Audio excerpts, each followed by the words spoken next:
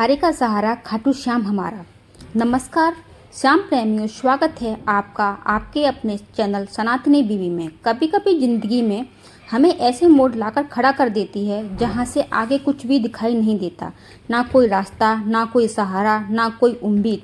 ऐसे समय में बस एक ही नाम होता है जो अंधेरे में भी रोशनी बनकर सामने आता है। वो नाम है खाटू श्याम बाबा।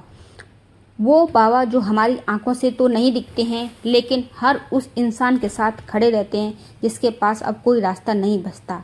आज आज हम आपके लिए लेकर आए हैं एक ऐसी सच्ची और चमत्कारी कहानी जिसके सुनकर आपके रोंगटे खड़े हो जाएंगे और श्याम बाबा पर आपका विश्वास और गहरा होगा। यह कहानी है एक आम युवक कृष्णा की, जिसके ऊपर आज तक 45 लाख का कर्जा आ गया था।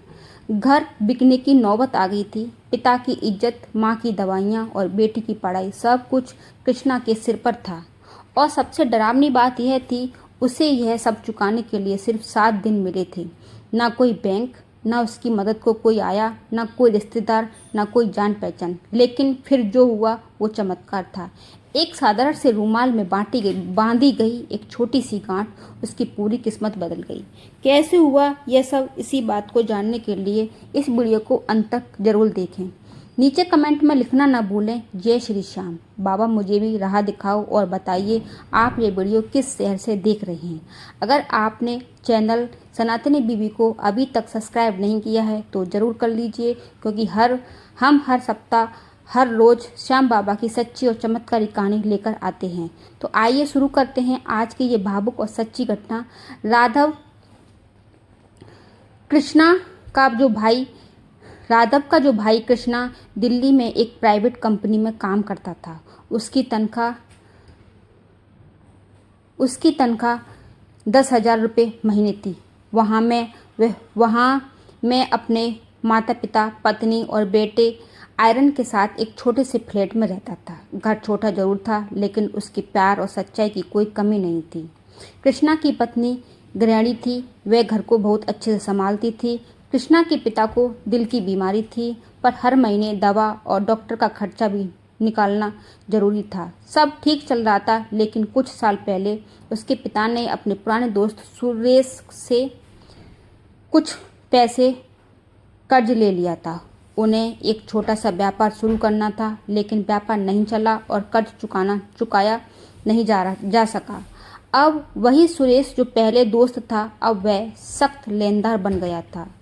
उसने कृष्णा के घर आकर कह दिया था, या तो मेरा पैसा लौटाओ या घर के कागज डीएस थी जो मेरे से एडिवस की गिरवी से की थी, उन्हें कोर्ट में जमा करके मैं घर नीलाम करवा दूंगा। कृष्णा के पिता ने सुरेश से थोड़ी सी मोहलत मांगी, लेकिन सुरेश ने साफ मना कर दिया और फिर कुछ दिन बाद कोर्ट से नोटिस आ गया। कृष्णा को सिर्फ 7 दिन मिले थे 45 लाख चुकाने के लिए, वरना घर की नीलामी तय थी। कृष्णा बैंक गया, लोन मांगा, लेकिन प्रोसेसिंग टाइम बहुत लंबा था। प्राइवेट कंपनी में गया, वो ब्याज बहुत ज़्यादा था। रिश्तेदार से मदद मांगी, किसी ने फ़ोन नहीं उठाया, तो किसी ने कह दिया हमारे पास नहीं है। एक दिन कृष्णा अपने घर की छत पर बैठा था। वह पूरी तरह से टूट चुका था। तबीयत के पुराना दोस्त आनंद उससे मिलने आया। कृष्णा ने उसे पूरी बात बताई। कोर्ट का नोटिस, लोन न मिलना, घर बिकने का डर। आनंद ने थोड़ी देर सोचा और बोला, कृष्णा अब इंसानों से नहीं, बाबा श्याम से मदद मांगो। कृष्णा ने कहा, क्या करूं?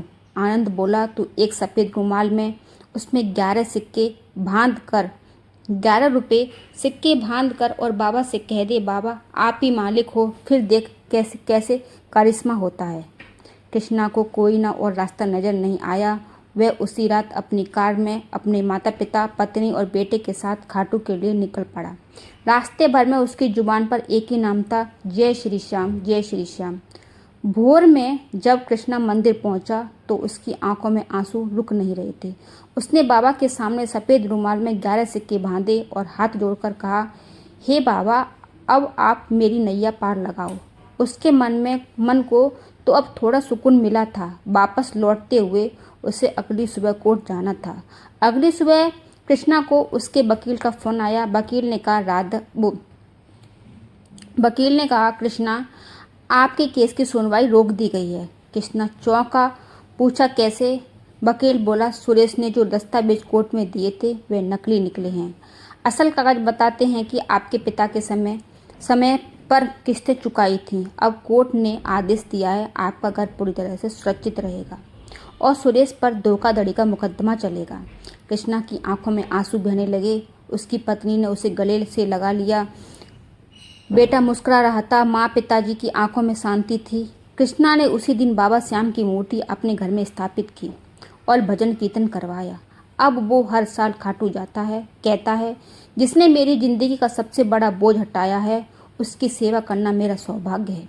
अगर आज आप भी किसी मुश्किल में हैं, कर्ज में, बीमारी में, रिश्तेदार से परेशानी में, तो कृष्णा की तरह एक बार सच्चे मन से बाबा श्याम को पुकारिए। वो ज़रूर सुनते हैं। उन्हें बड़ी चढ़ावे की जरूरत नहीं होती है। उन्हें बस एक सच्चे मन की पुकार चाहिए। जब दुनिया सारे रास्ते बंद कर दे तब श्याम बाबा नया रास्ता खोलते हैं। अगर इस कहानी ने आपके दिल को छुआ हो तो इस वीडियो को शेयर कीजिए, कमेंट करके बताइए, जय श्री श्याम बाबा, आपने भी मुझे सहारा दिया कि नहीं। अगर आपने अभी तक हमारे चैनल सनातनी बीवी को सब्सक्राइब नहीं किया है तो ज़रूर कर लीजिए। हम हर दिन लाते हैं ऐसी सच्ची घटना जो आपके विश्वास को और गहरा करती है। फिर मिलेंगे एक और चमत्कारी कथा के साथ। तब तक के लिए जय श्री श्याम।